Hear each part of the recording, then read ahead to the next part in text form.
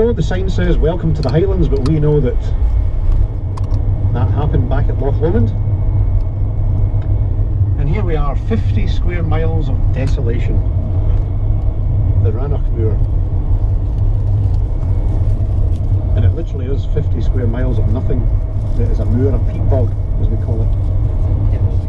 That's Loch Rannoch there. And it's a very, very dangerous place to walk on your own. The West Highland Way, as I said, comes through, and there is a pathway, an old military road that they use, and that's the safe route through Rannoch Moor. But you'll probably notice a lack of wildlife. There's no sheep, no cattle here. There's no farms or crofts. You'll find one or two houses dotted in isolation. But generally there's no farming here because it's too dangerous.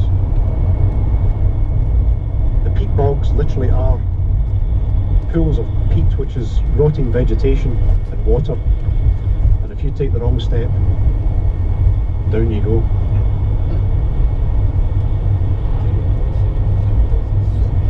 And this is it in summer. You imagine it in winter. That's why they've got all the poles here, the snow poles, so they can see the edge of the road. It's not uncommon to come through here. You start off in bright blue skies down south, and then you get here and it's literally a whiteout.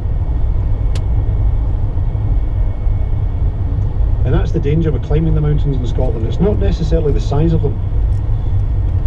We call them mountains, but we know that they're not anywhere near the size of the mountains in Europe or North America. But they're very dangerous nonetheless because of the climate. As I say, you can be climbing, it could be in the 70s, you start off and then you get to the top and you're down to about maybe 35, 32, near freezing. And then, as I say, the climate will change, the weather will come in from the west, and then before you know it, you're either caught in a rainstorm or a snowstorm, and it becomes very treacherous. And it's even caught out some of the more experienced climbers and mountaineers and walkers. So if that is your thing and you do it, then get the right gear and check the weather forecast before you head out.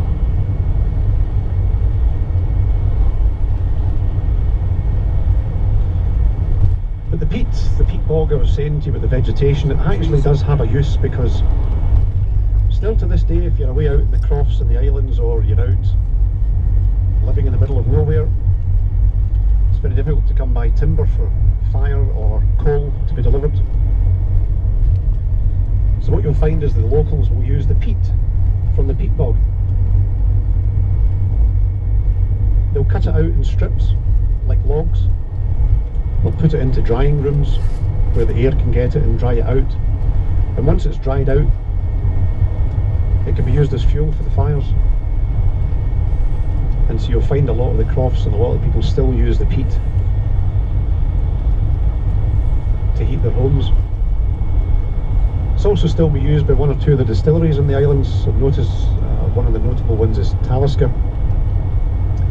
They'll still burn the peat when they're through the process of the whiskey making, and it gives the whiskey a very distinct, very earthy and very strong flavour.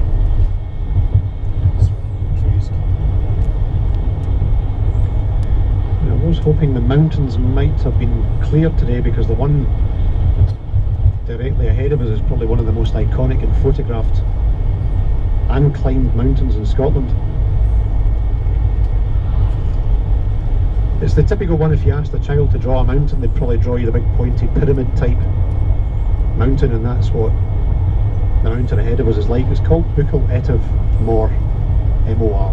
Buchel Etive Mor. Etive is the valley, Mor means great, and Buchel is the Gaelic word for a herdsman or shepherd. So it translates as the great herdsman of Etive. Up to the left you've got the Glencoe Ski Centre. It's one of 3 major outdoor ski resorts in Scotland.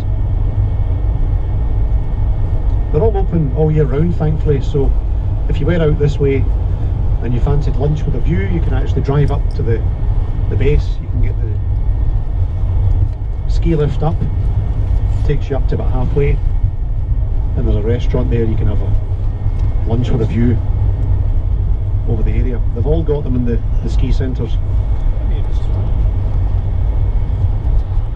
The one in Fort William has actually got the gondola ride.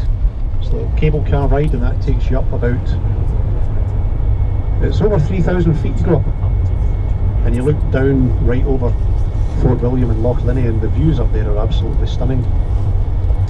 Again, we were lucky when we did it about a couple of months ago. It was a beautiful day, not a cloud in the sky, and you could see for literally miles.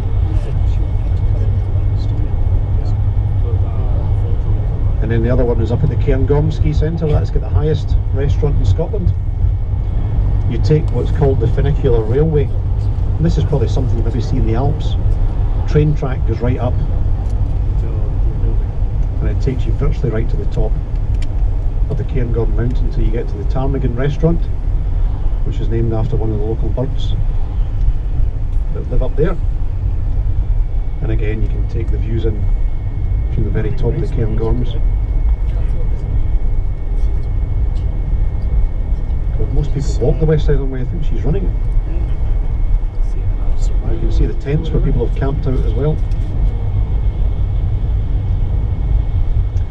And then you get the stop down here at the white building called the King's House Hotel. It's called the King's House because it was formerly a barracks that was used in the Jacobite rebellion, so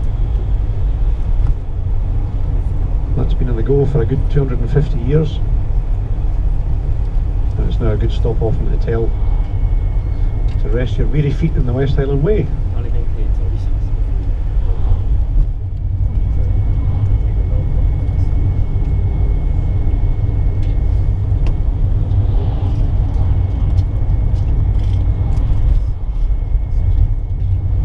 Watered and fed, you'll come out the back and you'll actually see the people in the distance walking along the base of the mountain there.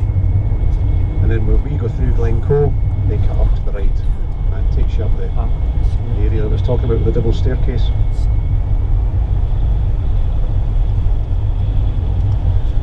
So I'm going to find a song now called The Massacre of Glencoe, and it's a song about the events that happened here in February 1692.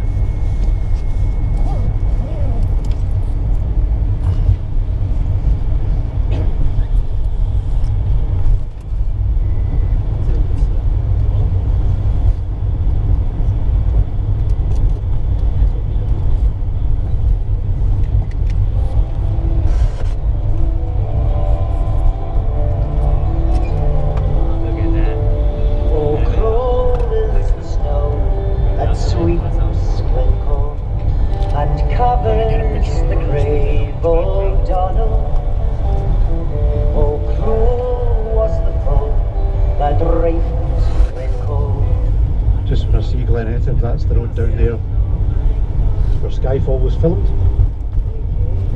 Now blizzard, we offered them heat, a roof over their heads, dry shoes for their feet.